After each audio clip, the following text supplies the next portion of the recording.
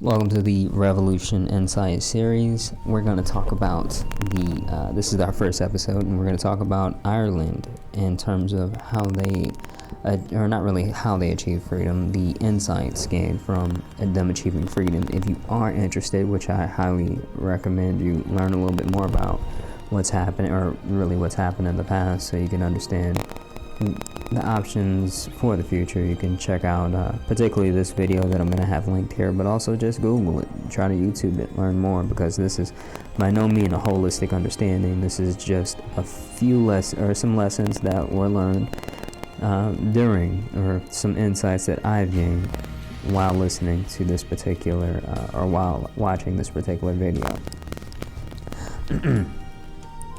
Number one I have written down here is the idea of a social revolution taking place before an actual revolution. And this is very much important because people, people don't just go from completely complicit to actually revolting against a system. It's a process, and it's interesting here because they have a process, they had a process to where there was actually a large-scale revocation, or just completely denying access to just private businesses when it came down to federal workers, or not federal workers, but workers for the people who are colonizing, that's Britain, right? So people who were working for British, they couldn't receive regular services from the people, they couldn't use regular services, anything that was private, they were getting cut off from, and that was extremely powerful. When it comes down to the incentives to work for England and Britain, they just completely took that away from them. Another thing was the idea of central government, or self-government in Ireland. It's called Home Rule, and that was one of the driving factors in terms of actually trying to get the system working, for the people. And that was it's very important for them.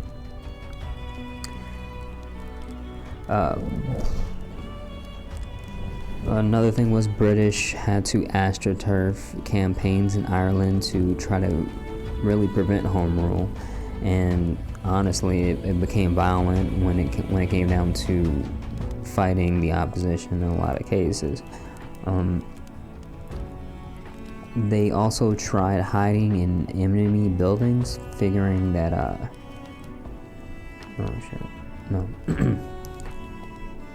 Well, first we'll talk about so first off, weapons were sold by Germany to both sides. I thought that was just an interesting note there. Also, when the weapons were essentially intercepted by England from going to Ireland during this whole violent process, or whatever, the skirmishes that were taking place, the revolution took place anyway, or the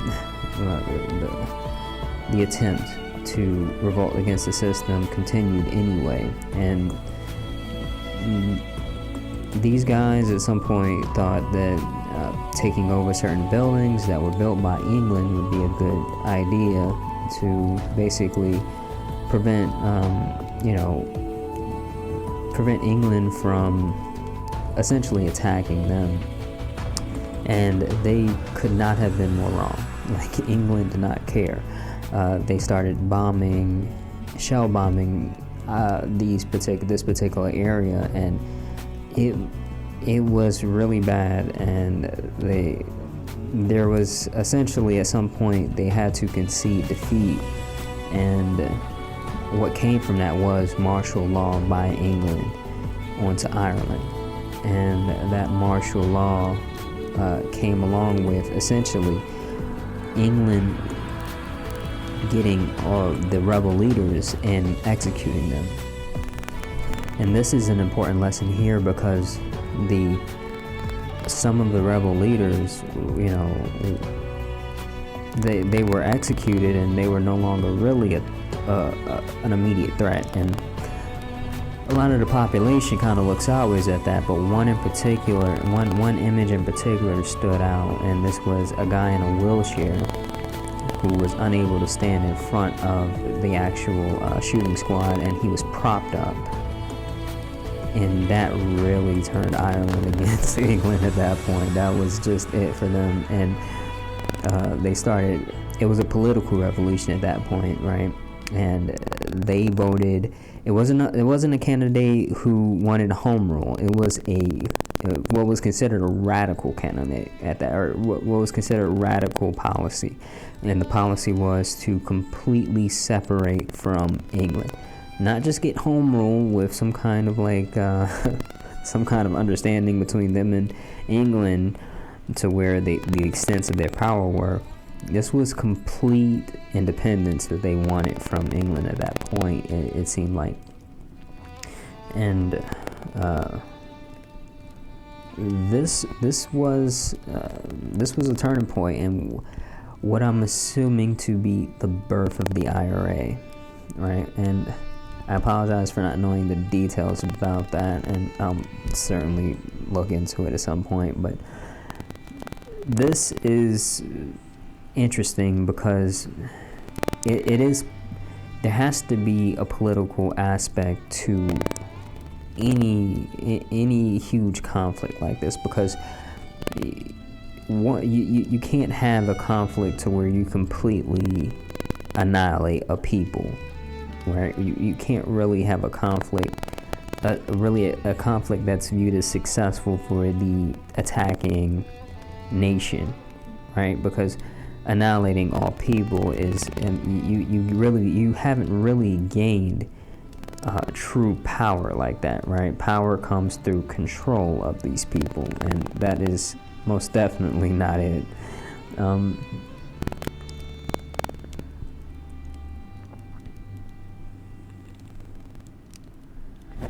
At some point, a bank was raided, and during, when it was found to be the headquarters for the Irish Rebellion, and England decided to raid this bank. And it's interesting because it does note what we'll talk about this in a future segment, and the importance of economics it can't be underestimated. Like the system, the economic system of actually what, when we talk about a revolution, there is a tremendous economic component to revolutions, period. And these are the components, right? Because revolution, it won't exist. It's not going to look like, it's not going to look like really the 60s with the Black Panthers in New York carrying guns with open carry and things like that. It's going to look like essentially taking power and finding civil ways to take power away from a government that has weapons that essentially make anything that people hold, like privately owned, just inept. We can't do anything about this in terms of a violent revolution, right? There is no power to be gained in a violent revolution. We will, if you think that there is something wrong with the system, the way to change it, the fighters of today aren't going to be carrying weapons. They're going to be understanding, technologies and the powers and how the government's gaining powers, and finding intricate ways to take that away from them in terms of the power over their own life, right? The divest from the technologies, de-Google your phone, things like that, right? You can't exist in a mindset that where if I get a machine gun, I'm safe, or something like that, or this is the way to go.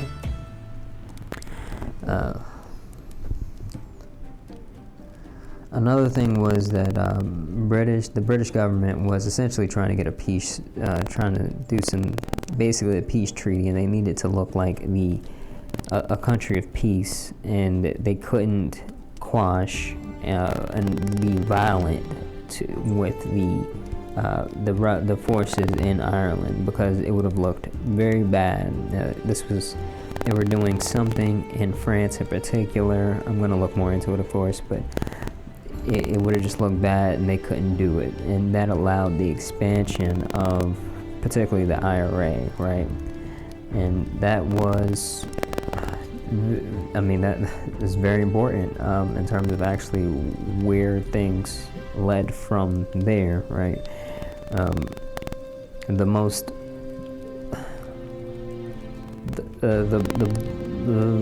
impactful really day was called Bloody Sunday in Ireland, in terms of with this conflict, and where this conflict really reached a boiling point, because the IRA was essentially they assassinated people who were even suspected of really being loyal to Britain in a lot of cases. And Britain, they did not react like sober-minded individuals. They went to a soccer stadium, and at some point they went very aggressively to the soccer stadium, and at some point the violence broke out, and they started shooting in a crowd, and they killed they killed people, like they killed regular people, including women and children. So this was a very tremendous. This was another strike on their record with the Irish people. And at some point they had to really they had to really swallow their pride and really provide a truce between essentially Ireland and the people who were ruling Ireland, the more radical political people who were ruling Ireland at that point. And it allowed for a lot. That was a pivotal point in terms of not just for Ireland, for Britain, period, because they changed the wording from the idea of empire to commonwealth, right? And the wording kind of says it all, or it says a lot of it, right? The idea of empire is rolling over. The idea of commonwealth is, hey, we are getting wealthy together. And when you have that being advertised, people will start to call you a hypocrite when it's found to not be the case, or it's exposed to not be the case. And that was essentially what happened from a lot of different standpoints, and outside of Ireland. And that was the insights for this particular video. And this whole series is going to be really just it's going to be more, I'm not going to edit it as heavy as I would normally edit like something that was more there's a creative component to it. It's more so just to gain more understanding and awareness behind what's going in this particular series. This particular series that I'm currently creating, right? Because there's I'm thinking about the name still. I'm not gonna completely give out the name yet, but there is a particular series in a world that I'm kind of working on, and this is helping me in terms of actually building that world. So I listen to these videos and take notes while I'm actually practicing on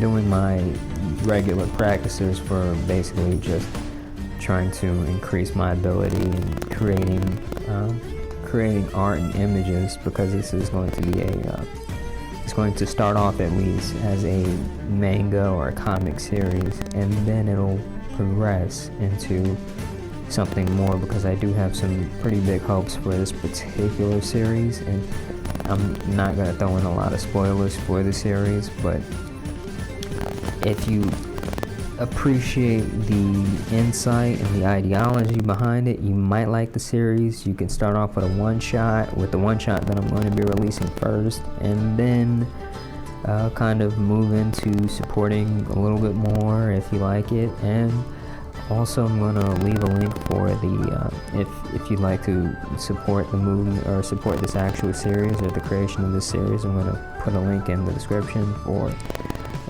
just the idea of or just the pocket watch. It's the Blackbird pocket watch, and what I'm doing here is I am selling the pocket watch, but you can also actually put your name put a name in the actual pocket watch and have it actually imprinted with your name, and for you to actually receive. So like I said, this is just a palette series. I'm not going to give any spoilers for the actual series itself, other than to tell you that like the way I talk about revolutions being intelligent, and it's kind of an outlet for frustration as well in terms of the actual series. It's not going to be simply it's not going to be all sober-minded stuff. It's going to be some red meat revolution involved as well. So I'm hoping that you like it, but at the end of the day, just I appreciate you watching. I think that's more than enough support, but liking is the next step. Of course, commenting, and then you actually look at the one shot, may leave some kind of review for it or something like that. That'd also be nice. And in any case, I will hopefully see you soon. Thank you.